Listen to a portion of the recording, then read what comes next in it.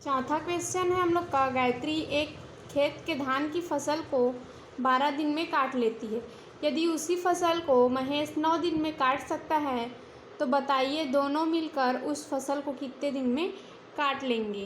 तो यहाँ पे गायत्री द्वारा 12 दिन में किया गया कार्य कितना है, 1 है। तो लिख लेते हैं, गायत्री द्वारा 12 दिन में किया गया कार्य। प्रश्न में बोला है ना, गायत्री एक खेत के धान की फसल को कितने दिन में काटती है, 12 दिन में। तो गायत्री द्वारा 12 दिन में किया गया कार्य कितना होगा, 1। और 1 दिन में करेगी तो गायत्री द्वारा 1 दिन में किया गया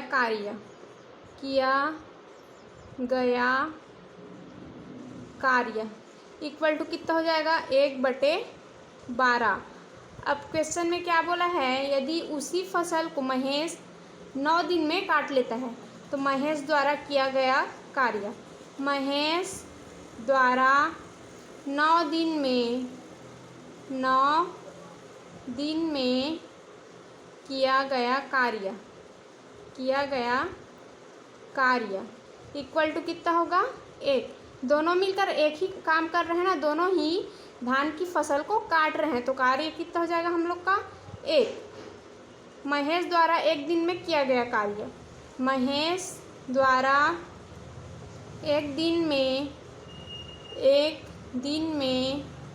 किया गया कार्य इक्वल टू कितना होगा, 1/9। अब प्रश्न में क्या बोला है हम लोग का, दोनों मिलकर उस फसल को कितने दिन में काटेंगे, इसे हमें ज्ञात करना है। तो लिख लेते हैं, दोनों द्वारा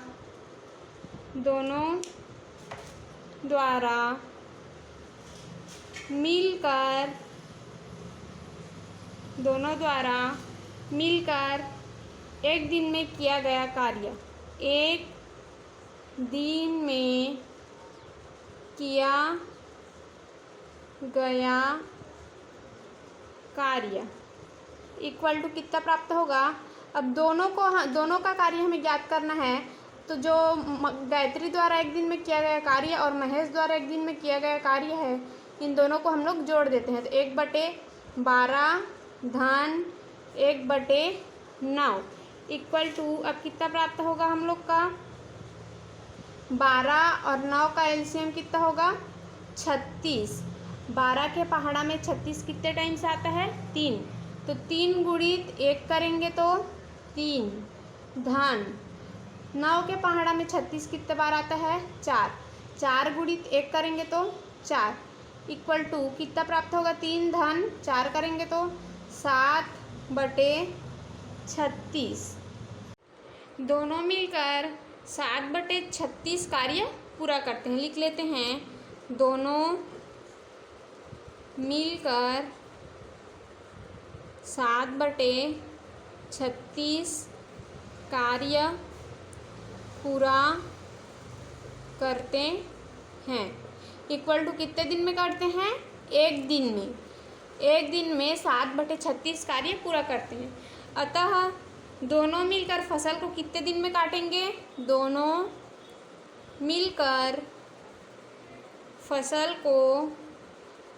फसल को काटेंगे इक्वल टू, जो 7/36 है इसका उल्टा हो जाएगा 36/7, क्योंकि हम लोग को प्रश्न में क्या बोला है, बताइए दोनों मिलकर उस फसल को कितने दिन में काट लेंगे। तो कितने दिन में काट लेंगे, दोनों मिलकर 36/7 इक्वल टू, इसको और क्या लिख सकते हैं, 5 सही 1/7। यह हम लोग का आंसर है। 5वां क्वेश्चन है हम लोग का, किसी काम को अरुण व अश्वनी क्रमशः 20 दिन व 25 दिन में पूरा कर सकते हैं। बताइए अरुण की कार्य क्षमता अश्वनी से कितने प्रतिशत अधिक है। यहाँ पे हम लोग को अरुण की कार्य क्षमता और अश्वनी का कार्य क्षमता निकालना है, फिर दोनों का अंतर निकालना है। तो आइए आगे देखते हैं। अरुण किसी काम को 20 दिन में पूरा करता है। लिख लेते हैं, अरुण किसी काम को कितने दिन में पूरा करता है? 20 दिन में।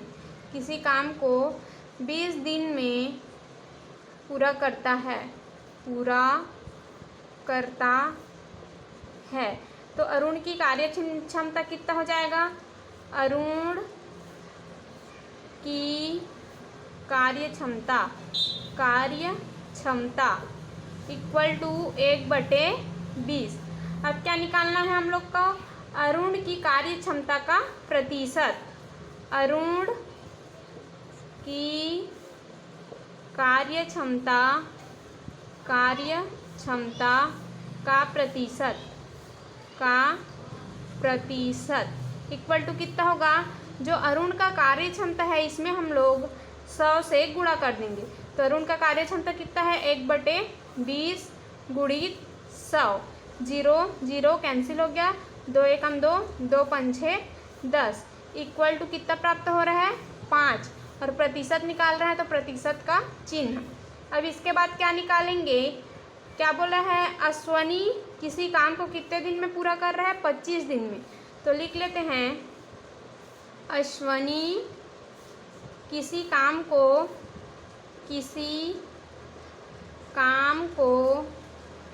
25 दिन में पूरा करता है। 25 दिन में पूरा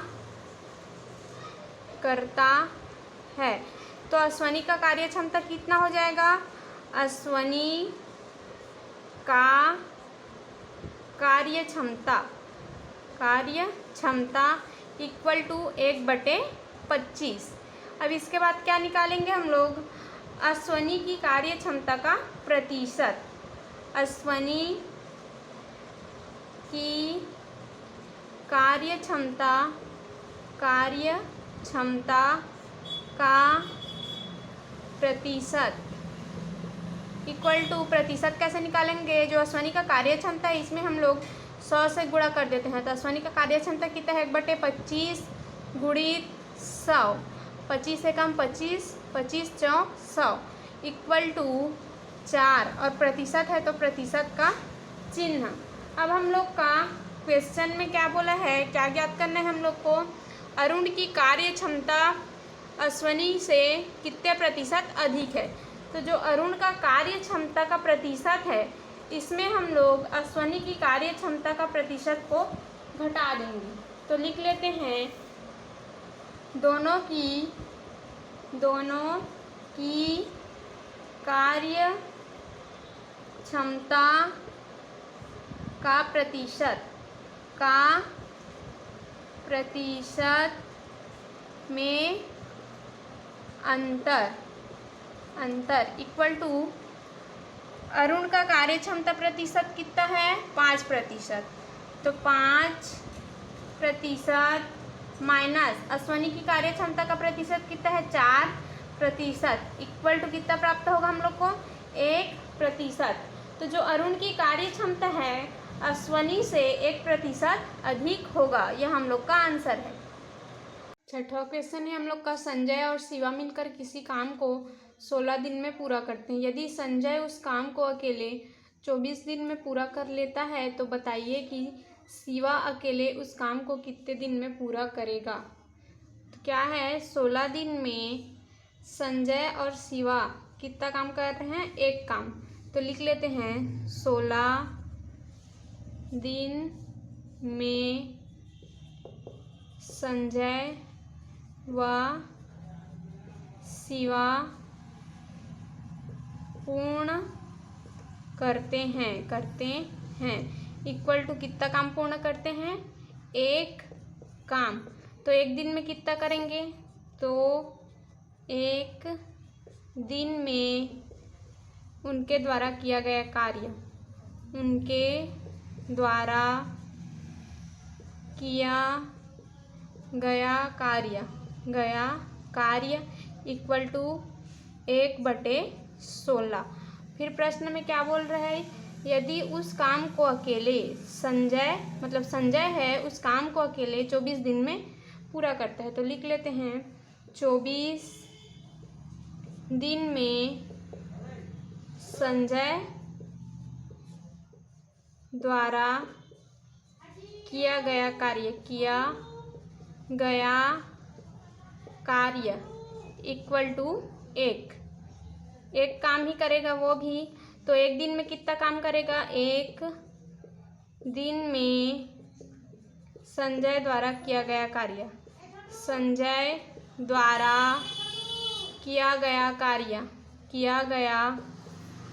कार्य इक्वल टू 1/24। अब प्रश्न में क्या बोला है? शिवा अकेले उस काम को कितने दिन में पूरा करेगा, इसे हमें ज्ञात करना है।